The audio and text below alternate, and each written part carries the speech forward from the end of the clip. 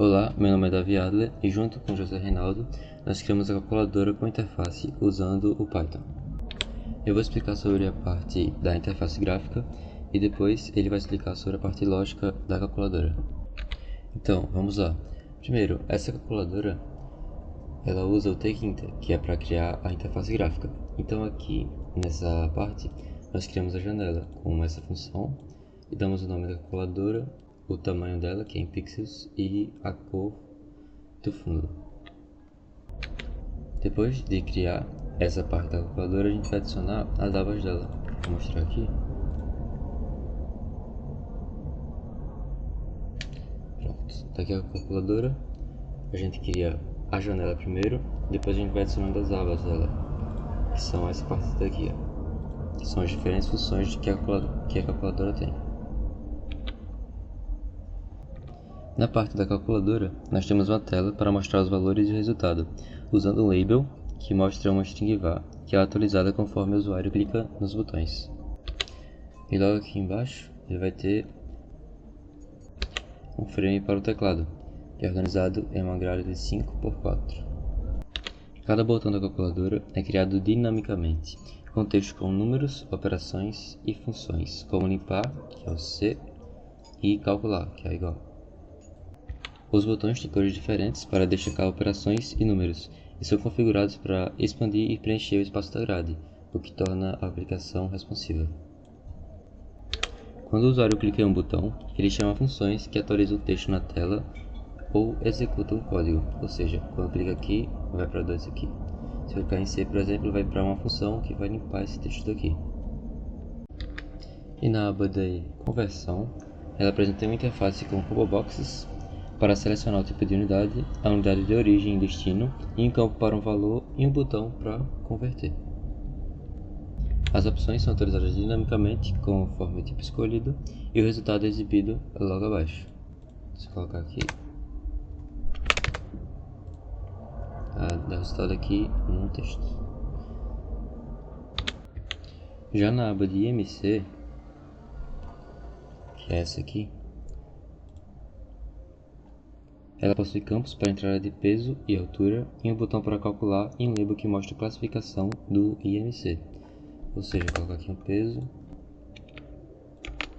a altura, que tem 100 metros, calcular esse botão que é uma função, ele vai puxar aqui um texto com o IMC e o valor ideal, o peso ideal. Na aba de programação, nós temos um campo para entrada de número inteiro e 3 botões para converter esse número em binário, octal ou hexadecimal. Os resultados vão aparecer um label logo abaixo. Já aqui no histórico, por fim, mostra um list box com as operações anteriores da calculadora carregadas no banco do SQLite. Esta aba tem um fundo branco e uma list box que ocupa todo o espaço da calculadora para poder ter a melhor visualização. Bom, agora voltando-se mais para a parte de back-end, que é a lógica dos cálculos e funcionalidades, a gente começa com as funções da calculadora. Basicamente, são 3 principais, que é a def entrada de valores, a def calcular e a def limpar a tela. Na def entrada de valores, ela é chamada sempre que um botão é pressionado. O valor pressionado é adicionado a uma string, que é chamada de todos os valores, na variável todos os valores, que simula a linha de expressão de uma calculadora, e aí essa string ela é mostrada na tela através da string var. A função calcular ela é executada quando o botão de igual é clicado. E aqui a gente utiliza o comando eval, que ele vai interpretar e executar a string como expressão matemática real, ou seja, como um float. É uma forma prática de fazer um cálculo dinâmico e se a operação ela for válida, o resultado ele é exibido e também salvo no histórico com a função salvar no histórico. E aí caso isso não aconteça, é mostrada a palavra erro. E aí por fim a função limpar a tela, que ela vai servir simplesmente para apagar a string de todos os valores que vai limpar a tela basicamente. O programa ele também possui o histórico dos cálculos, e aí isso é possível graças à biblioteca da SQLite 3. A função é salvar no histórico. Ela cria um banco de dados local que é chamado de histórico calco.db, e aí dentro dele a tabela é chamada de histórico. E aí ela é criada caso ainda não exista, basicamente, quando você abre o programa. Cada operação ela é realizada e é salva sua expressão e resultado usando os comandos de SQL. E aí esse recurso ele vai ser usado para manter o histórico de uso do programa de forma mais persistente, e aí mesmo que ele seja fechado, por exemplo, por algum erro do usuário, ou enfim, ele seja fechado de forma acidental, não vai provocar nenhum problema porque permanece salvo. Bom, é interligado a outra, a gente tem a função de carregamento do histórico, que a função deve carregar histórico, ela vai acessar o banco de dados e aí ela busca os últimos 50 registros. Os resultados eles são mostrados em uma lista na aba do histórico, e o histórico ele é atualizado automaticamente toda vez que a aba é acessada. E aí isso é feito graças ao uso do bind, que executa a mudança da aba, basicamente. Falando sobre a conversão de unidades, aqui a gente tem duas funções principais. A primeira é o atualizar opções, que ele muda as unidades disponíveis dependendo do que foi escolhido. Por exemplo, se você escolheu converter um peso, ele vai mostrar quilos, gramas ou miligramas. E se for um comprimento, ele vai mostrar quilômetro, metro, centímetro e assim por diante. E a segunda função é calcular a conversão.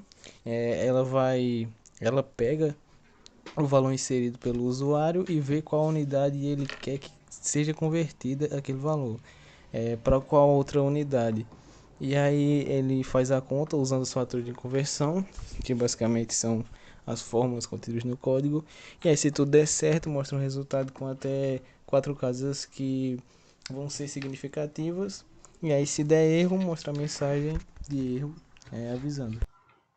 Já no cálculo do MC, a gente tem a função calcular MC, que ela pega o peso e a altura que o usuário digita e aplica a fórmula do MC, também contida no código, que é basicamente o peso dividido pela altura ao quadrado. E aí depois disso o programa ele vai classificar o resultado com base nas faixas de padrão, que é abaixo do peso, ideal, sobrepeso ou obesidade. Ele vai informar